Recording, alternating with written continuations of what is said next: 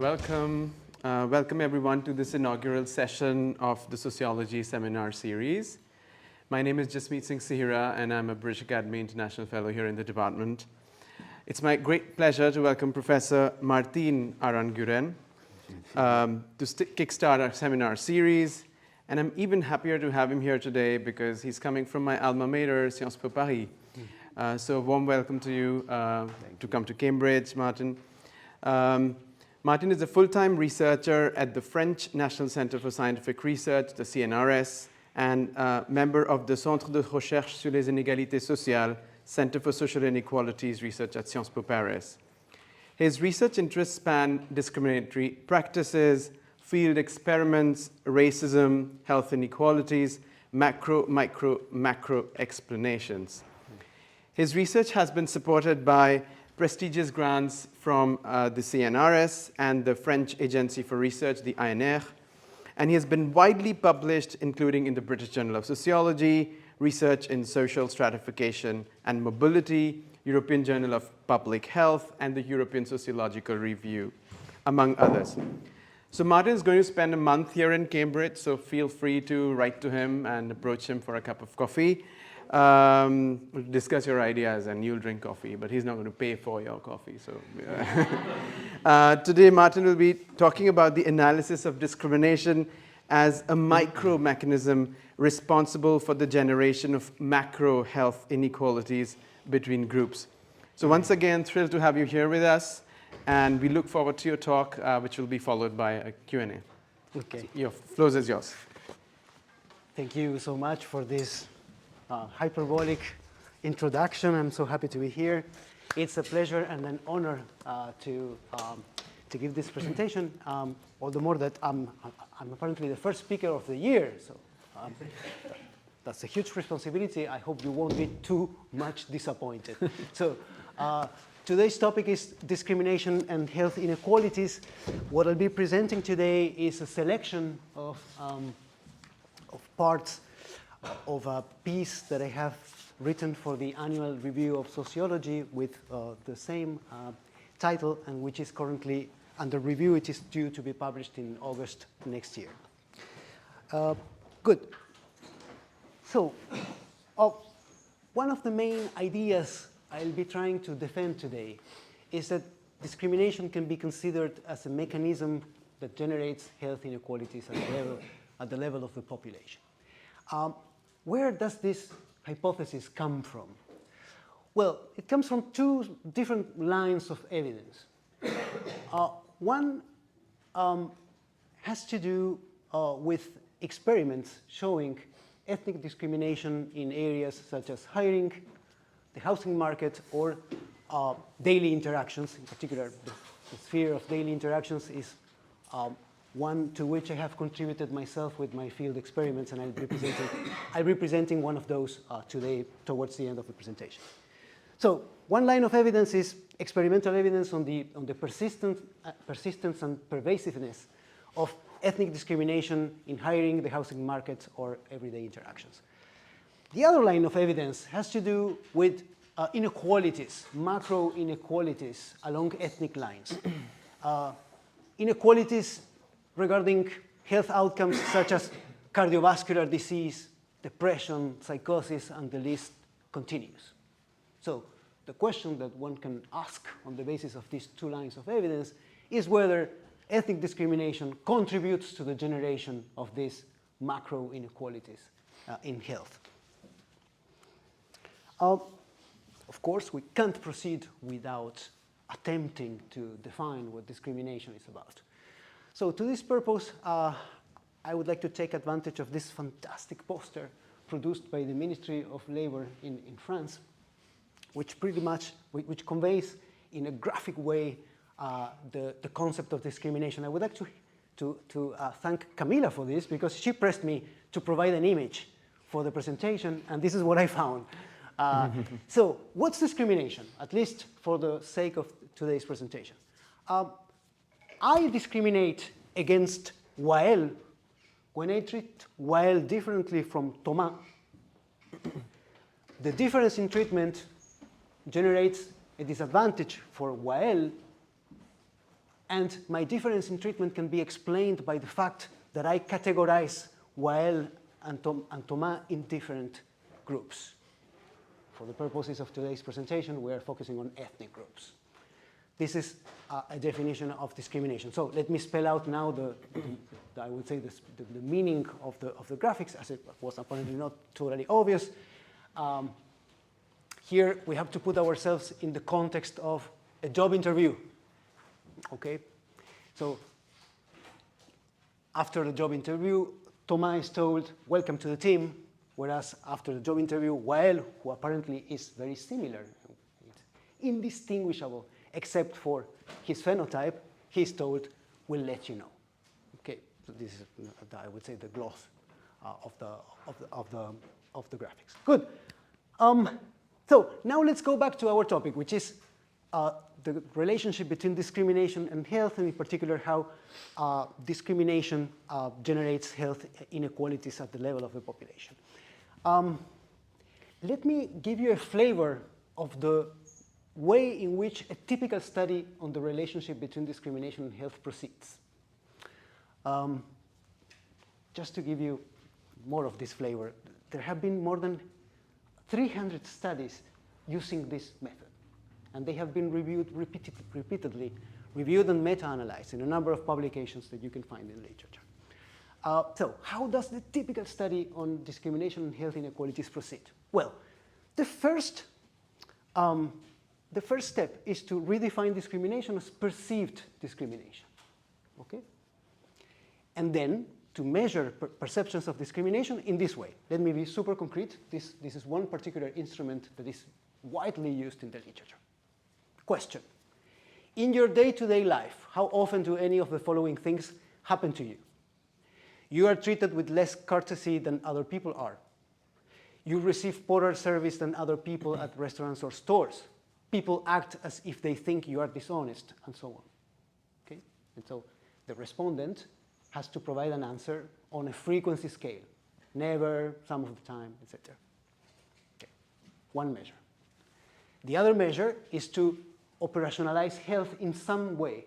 The typical study focuses on symptoms of depression, also known as depressive symptomatology. How do we measure depressive symptomatology in the typical study? I show you one typical instrument. It goes this way. I will read out a list of the ways you might have felt or behaved during the past week. Please tell me how much of the time during the past week you felt depressed. You felt that everything you did was an effort.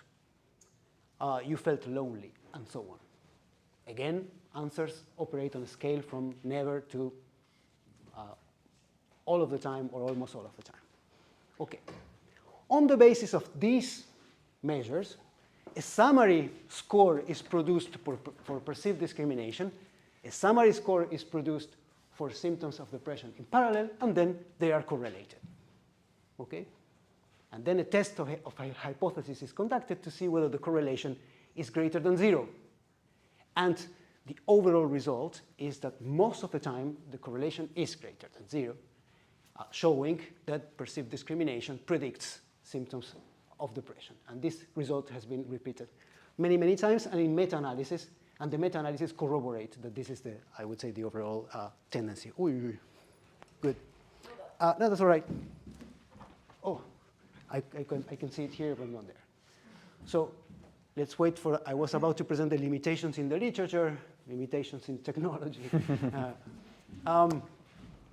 So what are the limitations of this literature that is primarily composed of the sort of study that I have just described?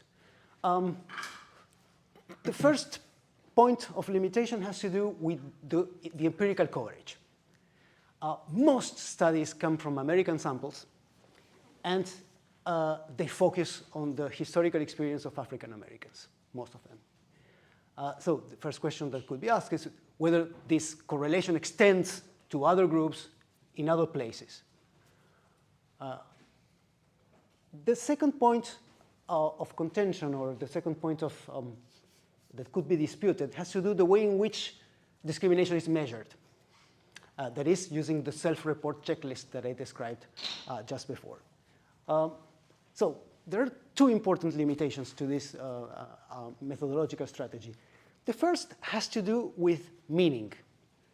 And more precisely, that's the checklist method. So the fact that you make a list of possible events, and then you ask people to report the frequency with which they occur to them.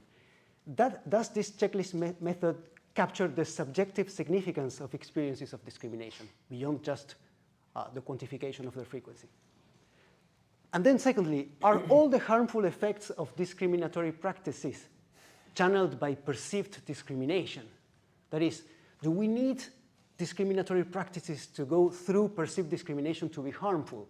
And this will be one of the main themes of my presentation today. Third, most of the evidence comes from cross-sectional designs, meaning that there is no temporal ordering between the two variables being correlated, and therefore we don't know what comes first, whether people are more depressed because they perceive more discrimination, or whether they perceive more discrimination because they are already more depressed. And this is another problem. And final point, which is very much connected to my own presentation, is that most of the studies operate within groups. That is, the correlation is investigated within a stigmatized group, typically African Americans. But this doesn't provide any sort of analysis of how experiences with discrimination generate inequalities between groups, which is the topic of today's presentation. Good. So the aim of the review that I prepared for the Annual Review of Sociology is to offer a theoretical account of how discrimination may be generating inequalities between groups, and then on the empirical plane to overview research on discrimination and health inequalities in Europe. In the manuscript, I provide a summary of studies on depression and psychosis in the European context. But for lack of time today, I won't be focusing on that. So how do I do that? What's the approach or the method adopted in the review? Well, the first decision that I make in this regard is to consider existing research on discrimination and health from the point of view of a particular theoretical perspective that I'll be calling the social stress perspective. This model for the explanation of health inequalities in the population has enjoyed a certain, I would say, or has been widely used in American medical sociology and to some extent also in sociological studies on the origins of depression in Britain. We have George W. Brown as one of the main exponents of this. He published in 1979 a famous book called Social Origins of Depression, along with his colleague Tyrrell Harris. So the first decision is to treat research on discrimination and health from the point of view of this social stress model. The second decision is to reformulate or recast this social stress model as a macro explanation, or perhaps, even if it's so difficult to say, but more precisely, a macro explanation along the lines of European analytical sociology. I'll try to spell out what this is about. Okay, so in the review, I put forward two theses that result from treating this literature from the point of view of social stress and macro explanations in sociology. The first one comes from, the first thesis is a consequence of approaching research on discrimination and health from the perspective of the social stress model. And that conclusion is that perceived discrimination is not necessary for discriminatory practices to cause unhealth. This may look obvious, but actually in this literature, it is most of the time implicitly assumed that unhealth is caused through perceptions of discrimination, and that without paying attention to the possibility that discriminatory practices might harm health without the mediation of those perceptions. So this is the first upshot of looking at this line, or this body of research from the point of view of social stress. The second thesis of the review follows from reframing the social stress model as a macro-micro explanation in sociology.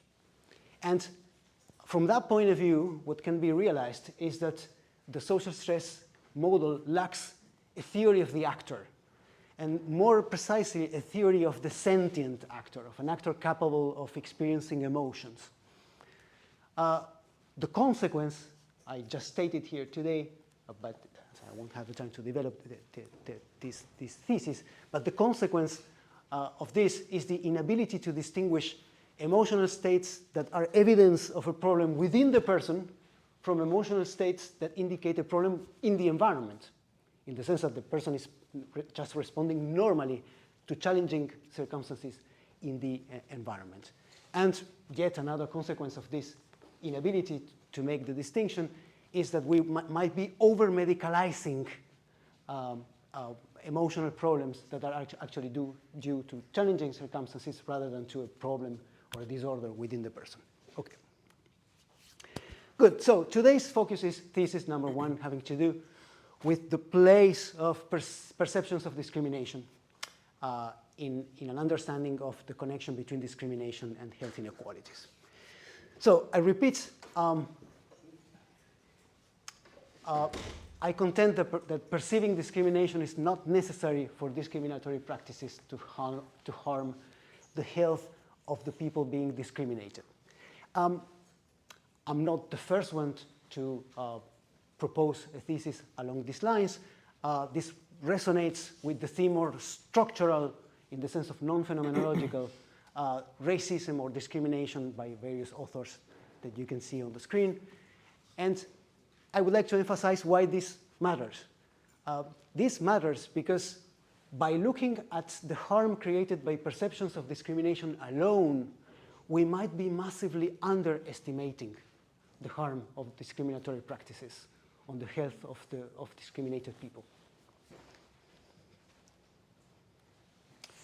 Okay, in what remains, I'll address 3 points. So I try to spell out what it means to treat the social stress model. I'll also say a few words about the social stress model itself. So I'll spell out the social stress model, and then what it means to treat it as a macro, micro, macro explanation of health inequalities. That will be the first point. The second point is to quickly present a model of discrimination as a cause of ethnic inequalities in depression.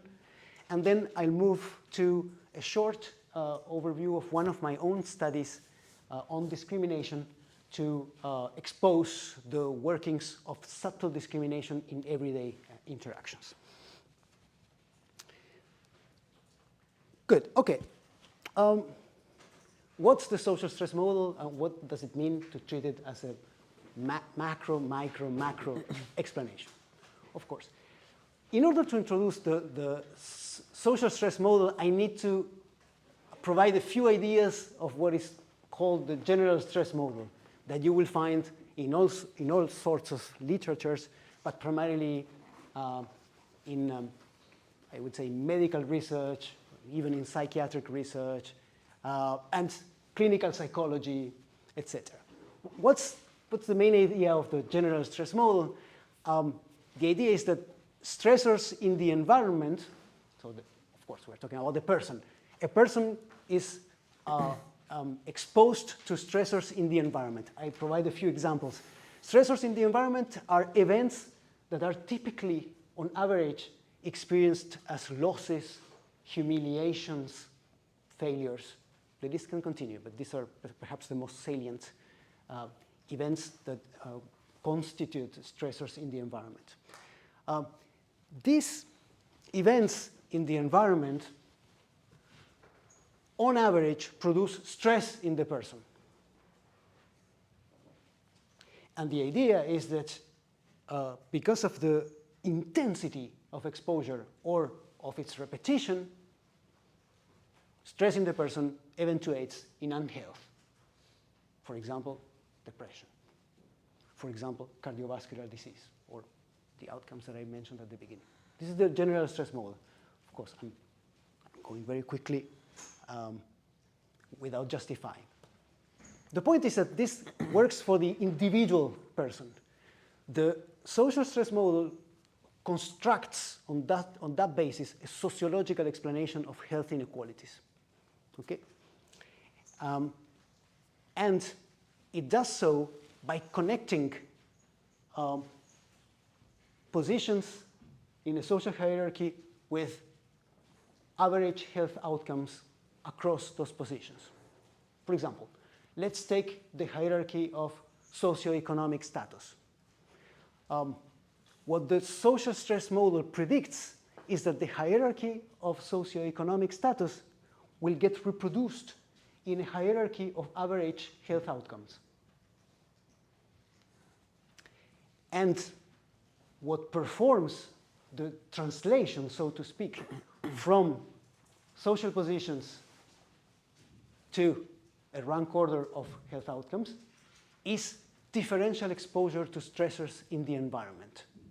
And here comes the important thesis making the connection, which is that the lower you go in the social hierarchy, the greater the exposure to stressors in the environment, or the greater the vulnerability to equal stressors because of lack of resources to buffer them.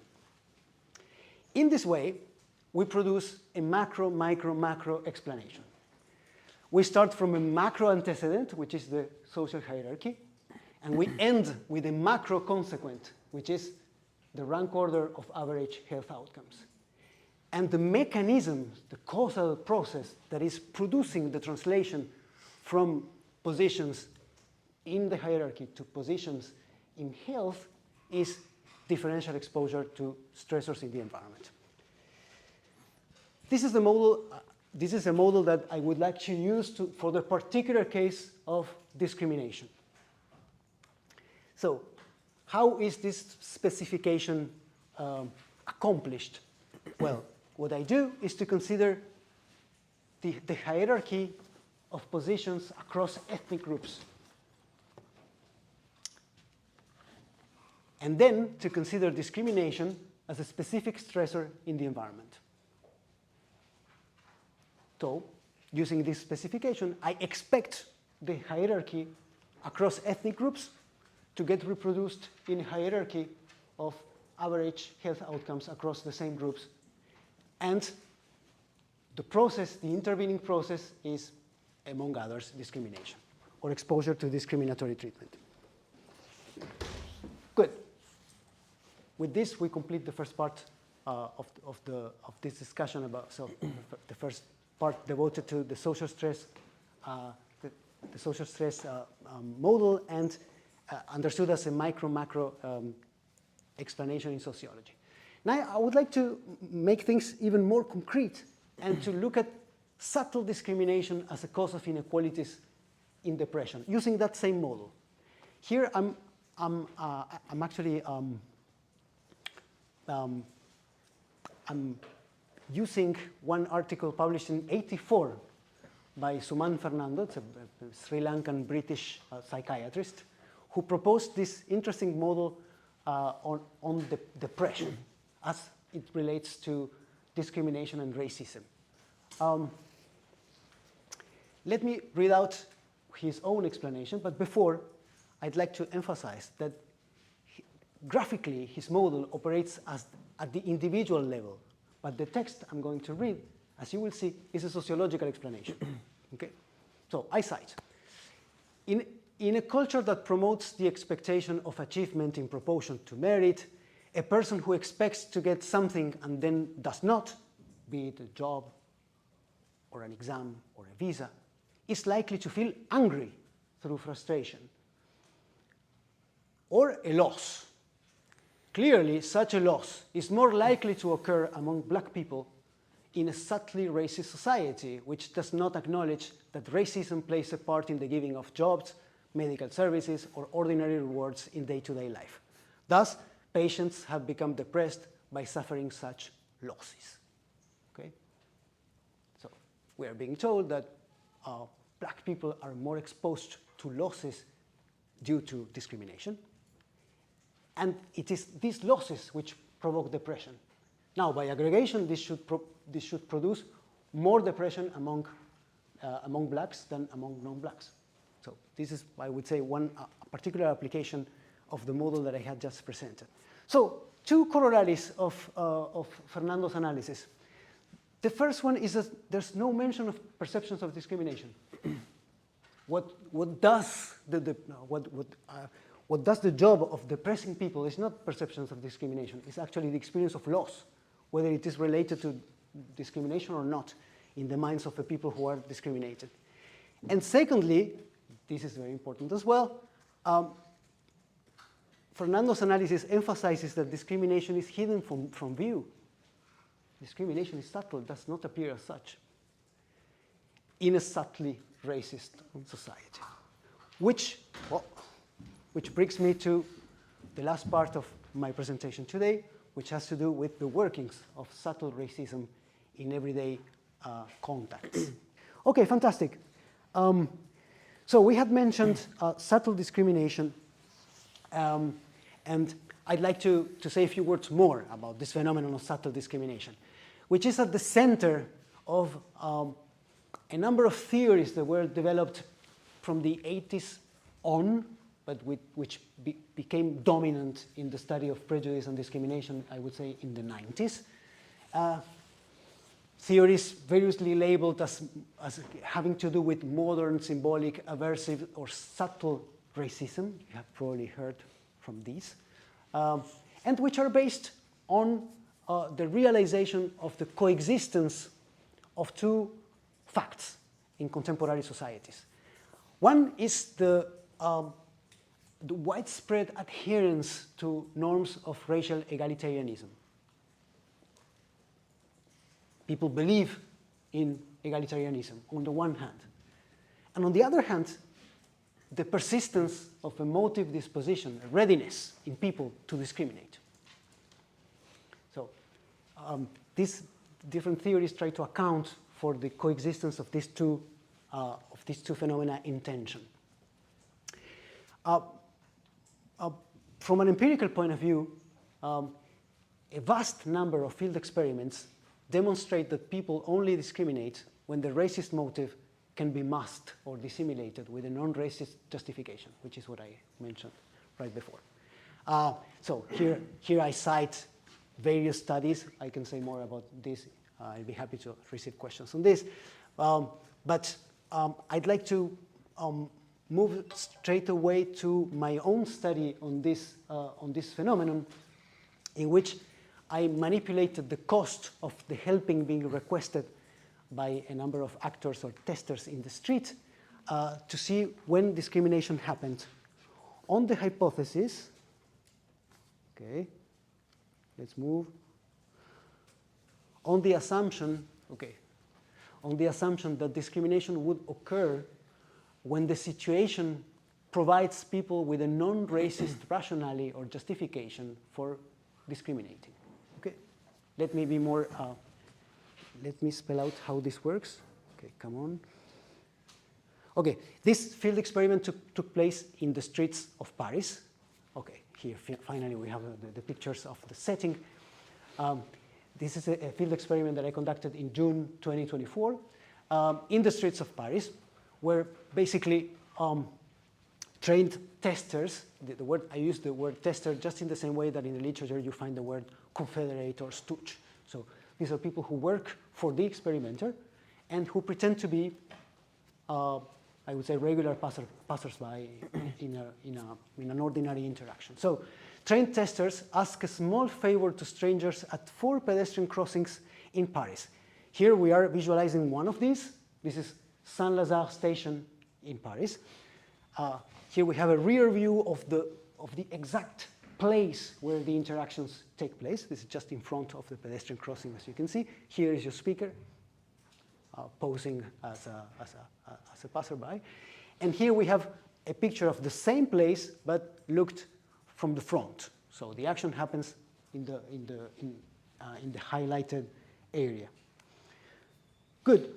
The testers who ask the favor are of Maghrebi, European, or Sub-Saharan origin. Maghrebi, European, or Sub-Saharan origin. And they are commonly perceived by locals at the places where we conducted the trials as Arab, so Arab, blonde, white, and noir, black, men and women. Okay. As you see, they are all dressed exactly the same way. Testers, so each of these individuals, make one of two possible requests. Okay. So here we have a tester. This is a real, this picture is from a real situation. Okay. So here is a tester. She's talking to one pedestrian randomly selected, and so the request takes one out of two possible forms. I translate from the French. Excuse me, hello, I'm a bit lost and I have a problem with my phone. Can you help me to search?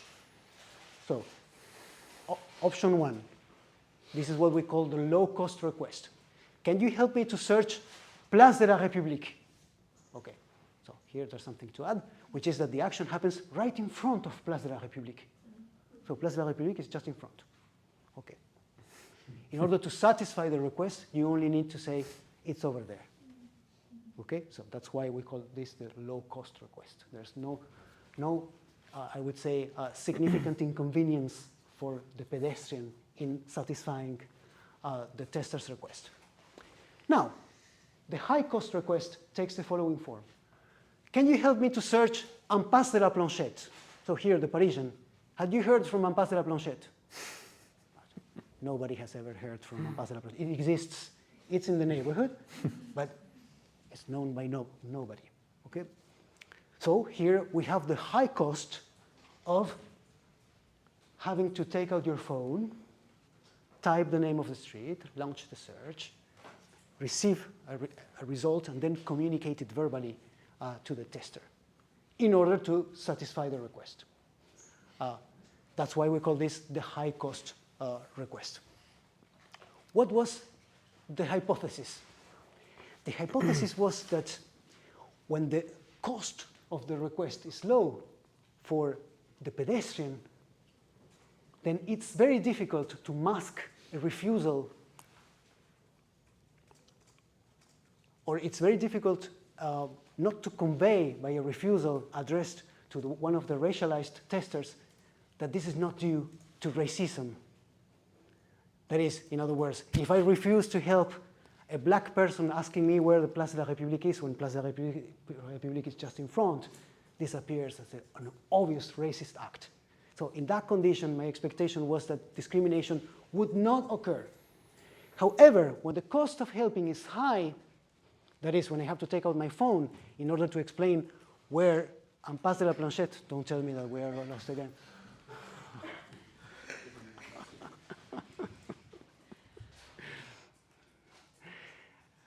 In contrast, I can continue.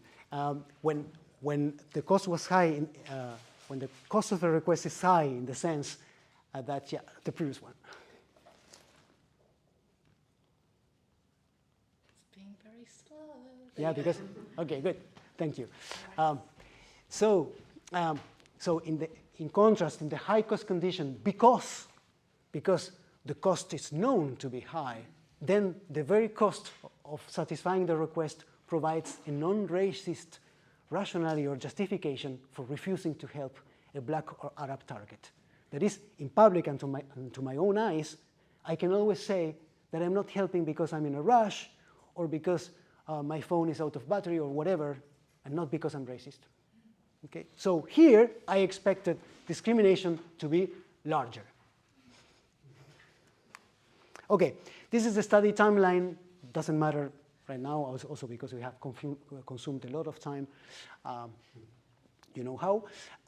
But I just want to highlight the fact that after the experiment, I had each of the testers come individually to my office to have a post-experimental interview in which I asked for their experience of having been treated in this or that way during the experiment. And among others, I was interested in potential experiences of discrimination. But this is one of the rare times in which we have at the same time measures on discriminatory practices and then measures or accounts of discriminatory experiences. And one of my questions was what was the extent to which these two phenomena aligned? Okay, I'll say a few words about this. So, of course, I'm not going to go through the details of the method, but let me just present a summary of the experiment's results. As expected, racial discrimination occurs only in the high-cost condition, not in the low-cost condition. And let me present more generally the results. 50% of the people help unconditionally. So, regardless of the perceived race of the tester and regardless of the cost condition. Okay, 50%. 30% help only when the cost is low. That is, they help only if it's about saying where Place de la République is, but they won't take out their phone. Okay? But they do so regardless of the ethnic category of the tester. Okay? And here comes the experimental result. 20% help when the cost is high, but only if the tester is white. And that's the 20% who discriminates. Okay. So, to summarize interpretation of the result, considerations of cost blur attributions of racism. That is, prejudiced people, so people who possess a readiness to discriminate, but who are at the same time concerned with the norm of racial egalitarianism, either because they want to appear in public as being unprejudiced or because they believe themselves sincerely to be unprejudiced. They accept to help the non-white tester in the low-cost condition for fear of an attribution of racism, but they withhold their help when cost discounts or dissimulates their prejudice. Okay, phenomenology. What happens with the experiences of testers? When do Arab or Noir testers feel discriminated against? Okay, what the interviews reveal is that they attribute prejudice, racial prejudice in particular, when they feel the target of negative personal evaluations, when they feel that others perceive them as being threatening or as being criminals, etc. Now, the behaviors on behalf of pedestrians that communicate these judgments are obvious breaches to basic rules of politeness. I give you two conspicuous examples, which are avoiding contact, so people who just don't want to interact with the racialized targets, or another practice, which is to look from head to toe. So you approach the person, and the person looks to you this way before answering anything. Okay? So as you can see, the fact of not avoiding contact and looking in this way are obvious reaches to politeness, and this is a sort of context where they feel the target of racial prejudice. Okay? This connects to a qualitative literature on the experience of racism. So there's a book by Michel Lamont and colleagues published in 2016, where these sort of experiences are interpreted in terms of assaults on self-worth. I think that that interpretation is very pertinent in this context. Now, we can ask another question, which is, do these feelings arise in a context in which Arab or Noir testers are being objectively discriminated, as we can measure it from the experiment? Well, the answer is only occasionally. I'll give you an example. 60% of the pedestrians who discriminate Arabs or blacks in the case of blacks is 1/3, express their refusal to help, a refusal which, let me underline this, a refusal which they wouldn't have expressed for a white, with a white tester. They would have accepted to help the white tester, but they don't accept to help the racialized tester. How do they express this refusal? With contempt? Not at all. They do it with a perfectly and impeccably polite justification, such as, oh, I'm sorry, I have a train to catch. And not only that, they do it in a credible way. Okay? What does it mean? This means that most of the time, when in this particular context, the racialized targets are being discriminated, there's just nothing in the situation allowing them to realize that they are being discriminated, because they are treated with perfect politeness. Okay? So this draws our attention to the problem of false positives. What am I talking about? I think that researchers working on perceptions of discrimination have been obsessed with the problem of the false positive. What's the false positive? I declare discrimination, but I'm not actually discriminated against. The fear, actually, of finding out that there are false positives has prevented researchers from focusing on what I consider to be the true problem, which is the false negatives, which is that I'm being discriminated against, but I don't realize it. So I feel that discrimination is not happening, but it's actually happening when you can measure it with a dedicated instrument. That is, false negatives describe a situation where discrimination is present, but its perception is absent. I hasten to add that there had been, I discovered this study later on, actually after ex post. Pager and Western published a study in 2012 where they found exactly the same thing, but in the context of hiring. Black and Latino targets are discriminated against in that context, but when you ask questions about their feelings during job interviews, everything is very cordial, and actually the correlations between those feelings and discrimination is very tenuous. And we are approaching the end of this presentation. It's an okay, great, good. Okay, let me just summarize some of the, I would say, the main points in today's presentation. In a subtly racist society, veiled discrimination or dissimulated or undetectable discrimination is common. This discrimination is undetectable for the discriminatee or the person being discriminated against, but it's likely undetectable as well for the person doing the discrimination. This is an empirical question. Undetectable discrimination can be the cause of experiences of loss, humiliation, or failure, as Fernando's model suggested. Perceived discrimination, in turn, is often lived or experienced as a humiliating assault on self-worth. But, however, perceived discrimination is not necessary for discriminatory practices to elicit an experience of loss, humiliation, or failure in the victim or the target of discrimination. Conclusion, and I stop here.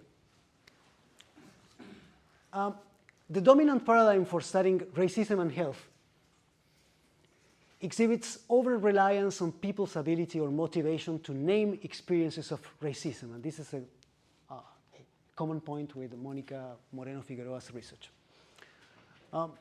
Unnamed experiences of racism that cause unhealth are totally left out of the radar if we focus on explicit experiences of discrimination as the only possible mechanism.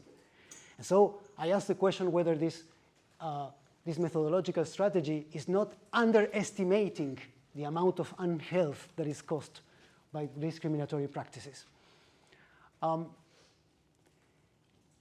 So in order to study how discriminatory practices harm health, we need to demonstrate two things.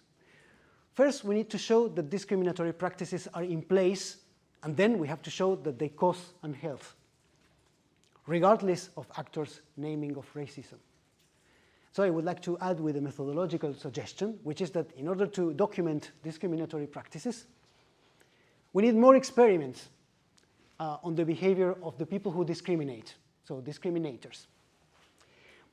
But in parallel, in order to better understand how these discriminatory practices are adverse to the health of the people being targeted by them, we need to reconstruct the lived experience of racism by documenting stressful or emotional experiences which are not necessarily conceptualized as having to do with discrimination. In other words, perceiving discrimination, although it can be important, is not essential in a process in which discriminatory practices harm the health of discriminated people. And this is the main message that I wanted to convey. Thank you for your attention.